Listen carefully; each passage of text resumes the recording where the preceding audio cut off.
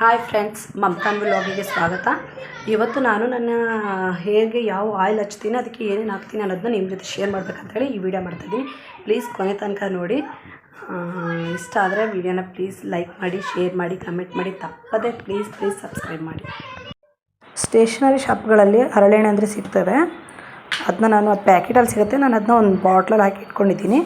ನಾನು ಪ್ರತಿದಿನ ಹರಳೆಣ್ಣೆ ಹಚ್ಚುವಾಗ ಮೊದಲು ಒಂದು ಗ್ಲಾಸಲ್ಲಿ ಹರಳೆಣ್ಣೆ ಹಾಕಿ ಅದಕ್ಕೆ ಒಂದು 5-6 ಕರಿಬೇವು ಮತ್ತು ಒಂದು 10 ಕಾಳು ಮಿನಿಮಮ್ ಅಂದರೆ ಮೆಂತ್ಯ ಕಾಳು ಇಷ್ಟನ್ನು ಹಾಕಿ ಚೆನ್ನಾಗಿ ಸ್ವಲ್ಪ ಕಾಯಿಸ್ತೀನಿ. ಕಾಯಿಸಾದ್ಮೇಲೆ ಆರಿಸ್ಬಿಟ್ಟು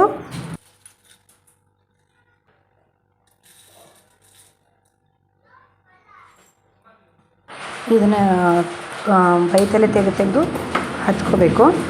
ಮಿನಿಮಮ್ ಅಂದರೆ ಇದನ್ನು ವಾರದಲ್ಲಿ 2 ಸಲ ಈ ರೀತಿ ಮಾಡಿ ತುಂಬಾ ಬೆನಿಫಿಟ್ ಆಗುತ್ತೆ ಅಂತ ಹೇಳ್ಬೋದು. ಈ ಎಣ್ಣೆ ಮಿನಿಮಮ್ ಅಂದರೆ ನಮ್ಮ ತಲೆಯಲ್ಲಿ 8 ಗಂಟೆಗಳ ಕಾಲ ಇಟ್ಕೋಬೇಕು.